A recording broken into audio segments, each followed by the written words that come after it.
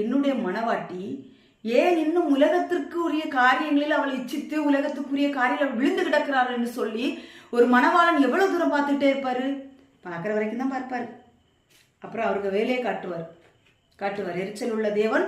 அப்புறம் ஒரு மணவாளன் ஒருத்தைய கல்யாணம் பண்ண போறான் அப்படின்னா அவள் தன்னுடைய எல்லாவற்றையும் அடுத்த ஆண்கள் பார்க்க வேண்டும் என்று மணவாட்டியானவள் செய்யும் பொழுது மணவாளன் என்ன செய்வான் அப்படின்னா நமக்கு எல்லாருக்குமே தெரியும்.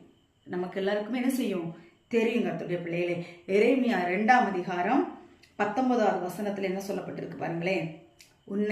உன் தீமை உன்னை தண்டிக்கும், உன் மாறுபாடுகள் உன்னை கண்டிக்கும்.